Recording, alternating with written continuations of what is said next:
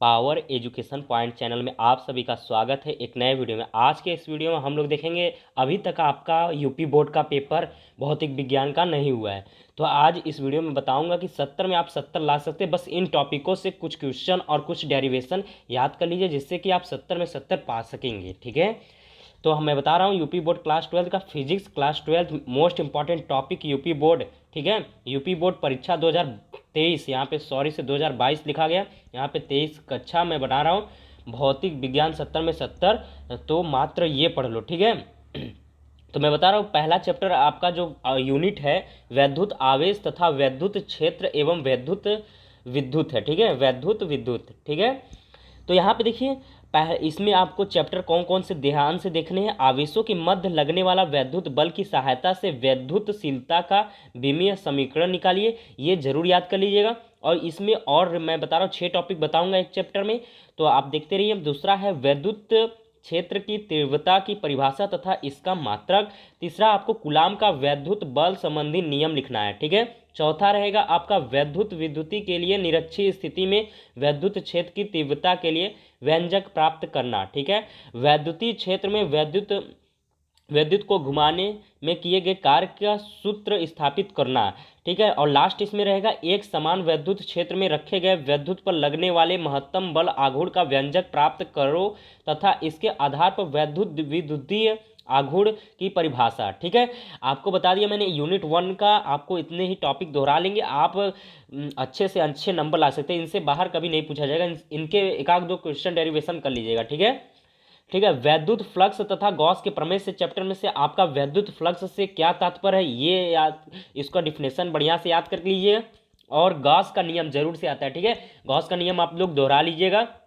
तीसरा है अनंत समतल आवेशित अचालक प्लेट में चालक प्लेट के समीप वैद्युत क्षेत्र की तीव्रता। ठीक है, और नेक्स्ट अपना चैप्टर आता है स्थिर वैद्युत विभव तथा वैद्युत धारिता। तो इस चैप्टर से आपको कुछ टॉपिक दोहराने हैं, तो ध्यान से देखिएगा। वैद्युत विभव तथा वैद्युतीय विभवांतर। ठीक है, वीडियो अच्छा लग रहा है तो सब्सक्राइब कर लीजिए, और टेलीग्राम का चैनल डिस्क्रिप्शन में लिंक दिया गया, वहाँ से ज्वाइन कर लीजिए और इसका PDF आपको मिल जाएगा। ठीक है, टेलीग्राम का चैनल का नाम है power education point, YouTube channel का भी नाम है पावर एजुकेशन पॉइंट। लगातार आप बोर्ड के जब तक पेपर नहीं दे रहे हैं यूपी बोर्ड का, सब्सक्राइब करे रखिए, आपको मोस्ट इंपॉर्टेंट क्वेश्चन दिया जाएगा। ठीक है, दूसरा चैप्टर आपका संधारित्र का समांतर संयोजन एवं श्रेणी संयोजन। तीसरा टॉपिक है इसमें संधारित्र के ऊर्जा घनल से क्या तात्पर्य है। ठीक है, किसी वैद्युत ध्रुव की अच्छी स्थिति में किसी बिंदु पर वैद्युत विभव का सूत्र। ठीक है, पांचवा क्वेश्चन आपका टॉपिक में रहेगा समांतर प्लेट संधारित्र की धारिता के लिए सूत्र का निगमन, जबकि इसकी प्लेटों के बीच आंशिक रूप से परावैद्युतिक पदार्थ रखा हो।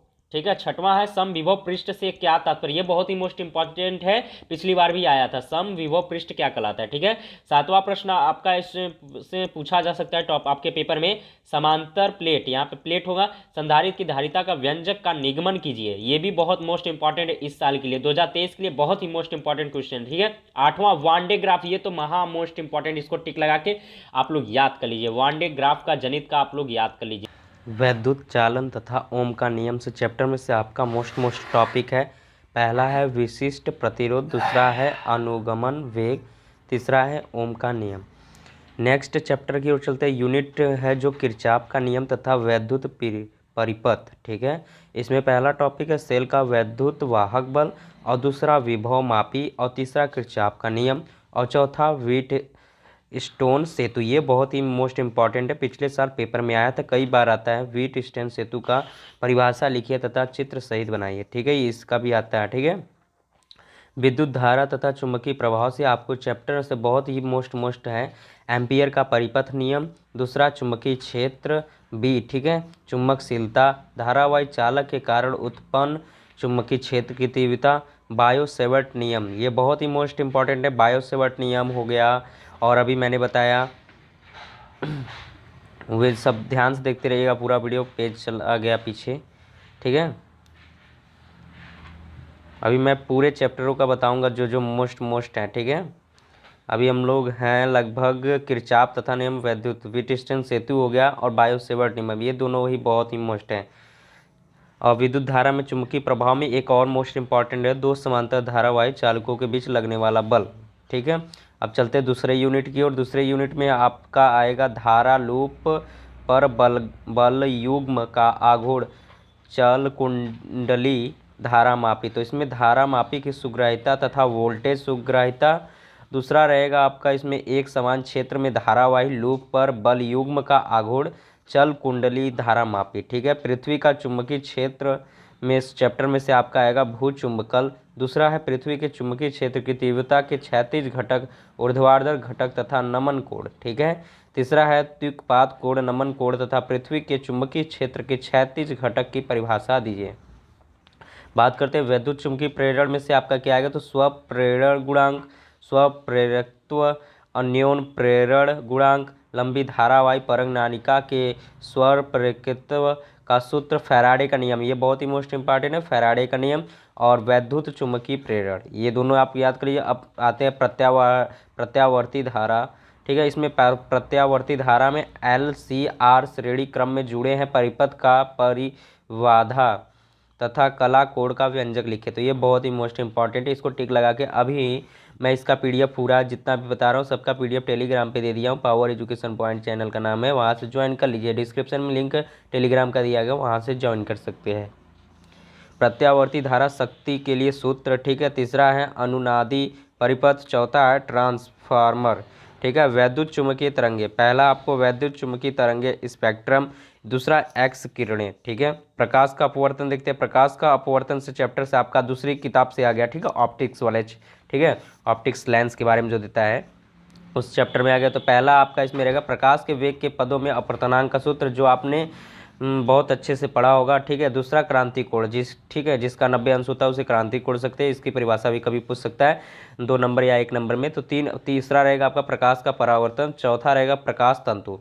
बात करते हैं गोली पृष्ठों पर प्रकाश के अपवर्तन एवं लेंस के चैप्टर से आपको लेंस की क्षमता और लेंस द्वारा प्रकाश के अपवर्तन के लिए यूटर्न का सूत्र, और तीसरा फोकस। ठीक है। इन्हीं चैप्टरों से देखिए आपका एक सवाल बनता है। ठीक है। सवाल को जरूर चैप्टर को दोहराएं। ठीक है। अब चलते हैं प्रिज्म द्वारा प्रकाश का अपवर्तन। प्रिज्म के पदार्थ के आवर्तनांक का सूत्र आएगा। ठीक है। किसी प्रिज्म के लिए आपतन कोण तथा मिलन कोण के बीच का ग्राफ बनाने के लिए आ जाएगा। ठीक है। तीसरा आपको टॉपिक मैं बता दे रहा हूँ, यदि किसी प्रिज्म के लिए प्रिज्म कोण तथा न्यूनतम विचलन कोण दोनों का मान a में हो तो प्रिज्म पदार्थ का अपवर्तनांक क्या होगा। तो ये बहुत ही मोस्ट इंपॉर्टेंट क्वेश्चन है, इसको ध्यान से देखते रहिएगा।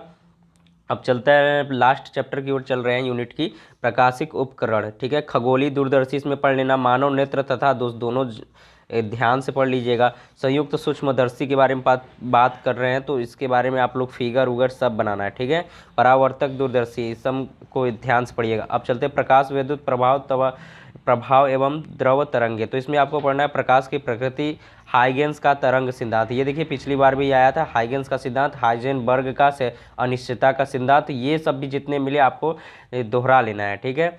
और तरंगांग, ठीक है, इसको भी। प्रकाश का व्यक्तीकरण, अध्यारोपण का सिद्धांत, कला संबंध, स्रोत, व्यक्तिगत फ्रिज की चौड़ाई और व्यक्तीकरण। ठीक है। प्रकाश का विवर्तन से आपको विवर्तन पढ़ लेना और फ्रेनल दूरी। ठीक है। प्रकाश के विद्युत प्रभाव एवं द्रव के तरंगे से चैप्टर में से आपको किस किस चैप्टर का ध्यान देना है, इलेक्ट्रॉन उत्सर्जन प्रकाश, वैद्युतीय प्रभाव, डे ब्रॉगली। ठीक है। डे ब्रॉगली तरंग दैर्घ्य, इसको दोहरा लीजिएगा, मैं बार बार कर रहा हूँ, जो बीच में मैं बोल रहा हूँ उसको पूरा वीडियो देखिए, जो बहुत ही मोस्ट है, ये पिछले साल भी आए हैं। द्रव तरंग की प्रकृति। ठीक है। परमाणु संरचना तथा हाइड्रोजन स्पेक्ट्रम। ठीक है। रदरफोर्ड का अल्फा प्रकीर्णन, ये पिछले 2 सालों से नहीं आ रहा है, लेकिन इस साल आ सकता है, तो इसको आप लोग याद कर लीजिए। रदरफोर्ड का परमाणु मॉडल आया था, इसको मैं तो कर रहा हूँ, आप याद कर लीजिए। ठीक है। हाइड्रोजन परमाणु बोर मॉडल, ये भी आता है, आप लोग इसको याद कर लीजिए। स्पेक्ट्रम तो उतना नहीं आता, लेकिन आप इसको एक बार देख लीजिएगा। ठीक है। नाभिक की संरचना, नाभिक की त्रिज्या, नाभिकों का वर्गीकरण, नाभिकीय बल, परमाणु द्रव्यमान एवं परमाणु क्रमांक।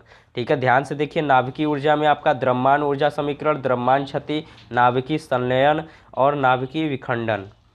बात करते हैं, और लास्ट चैप्टर है आपका अर्धचालक एवं संधि डायोड। तो इसमें आपको बहुत ही मोस्ट मैं बताने वाला हूँ, ठोसों में ऊर्जा बैंड।